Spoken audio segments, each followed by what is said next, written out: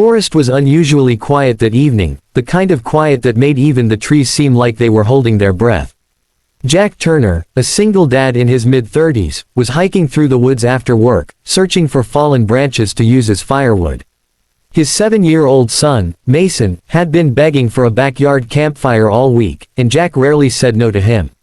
Jack's life wasn't glamorous. He worked long shifts as a mechanic, raised Mason alone, and spent the rest of his time trying to stretch every dollar. But the woods, this part of the old national forest, had always given him peace. He knew its trails like he knew the lines on his palms.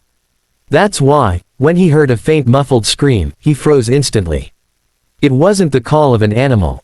It was human. Jack dropped the bundle of sticks and listened harder. Another sound, this time softer, desperate, like someone fighting against the earth itself. He followed it, moving carefully through the trees, pushing aside thick branches until he reached a clearing. The ground looked disturbed, as if someone had thrashed against it. Then he saw it, a hand sticking out from the dirt, fingers trembling weakly. Jack's heart hammered. Someone had been buried alive. He sprinted forward and knelt beside the hand. "Hey, I'm here. I'm going to get you out. Hold on." He dug with his bare hands first, then grabbed a flat piece of wood lying nearby to scoop the dirt faster. The person beneath the ground was breathing, barely. Jack worked until his arms burned, until dirt filled his nails and dust stung his eyes. Finally, he uncovered a face. A young woman, pale, terrified, gasping for air. Her clothes were torn, her wrists bruised, her makeup streaked. She blinked rapidly as fresh air hit her lungs. Jack brushed dirt from her face. "You're safe now. I've got you." She coughed, her voice hoarse. "Don't let them find me." Jack looked around. The woods were silent again, but this time the silence felt wrong. "Who did this to you? What happened?" Tears slipped down her temples. "I can't say. Please, help me get out." Jack continued digging until he freed her completely, pulling her out and helping her sit up against a tree. She trembled violently, her breath short and broken. "What's your name?" he asked gently. "Lena," she whispered. "And what happened to you, Lena?" But instead of answering, she grabbed his hand with surprising strength. "Please don't leave me." Jack shook his head. "I'm not going anywhere. Let me call for help." "No," she gasped. "No police. No ambulance. Not yet." Jack paused. "Why not?" She leaned closer and whispered something into his ear, so soft, so chilling, that his breath caught. "They weren't trying to kill me," she said. "They buried me so they could come back, and finish the deal. I escaped too soon. They'll still be looking." Jack felt the hairs on his neck rise. "Who's looking for you?" Lena swallowed hard. "My father is a millionaire. They kidnapped me for ransom, but when he wouldn't pay fast enough, they decided to silence me instead." Jack stared at her. "You're telling me someone tried to bury you alive because your father didn't pay?" She nodded, shaking uncontrollably. "And they'll come back as soon as they realize I'm gone."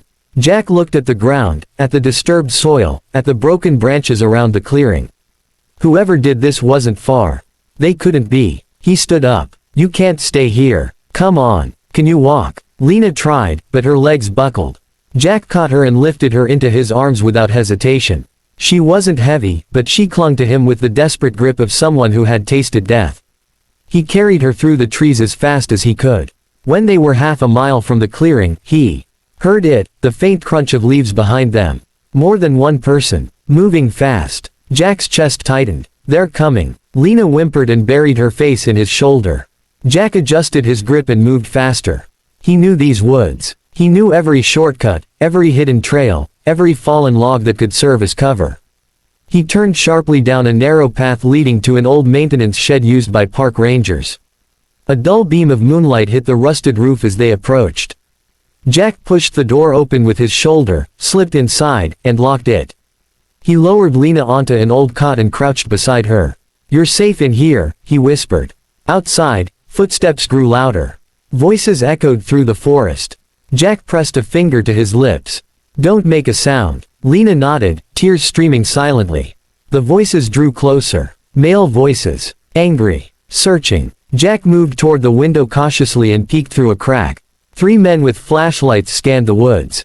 One of them kicked the dirt near the trail. "She couldn't have gotten far," one said. "She didn't get out by herself," said another. Somebody helped her. Jack's jaw clenched. Lena grabbed his hand again. They'll hurt you because of me. He squeezed her hand gently. I've faced worse. Minutes passed like hours until finally the men drifted deeper into the woods.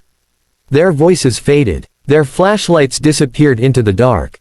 Jack let out a long breath and turned back to Lena. We're getting you out of here, he said. At sunrise, I'll take you and my son to town. We'll go straight to the FBI. They'll protect you and your father. She looked at him, eyes full of gratitude and something else, trust. Why are you helping me? She whispered. Jack sat beside her and smiled faintly. Because no one deserves what you went through. And because if someone ever hurt my son, I'd pray a stranger would do the same. Lena's expression softened in the dim light. You saved my life, she said. But what I whispered earlier, that wasn't all of it. Jack frowned slightly. What do you mean? She leaned close again, her voice trembling. They didn't kidnap me for ransom alone. The man who ordered it was someone my father trusted. Someone powerful. Someone who won't stop. Jack felt a chill run through him. And now, she continued, they'll come after the man who saved me too. Jack looked at the locked shed door, then at her. Let them try, he said quietly. Lena stared at him, this simple, hard-working single dad, with nothing but grit in his chest, and she exhaled with relief. For the first time since she'd been dragged into the woods, she felt hope. And neither of them knew that saving her would change both their lives forever.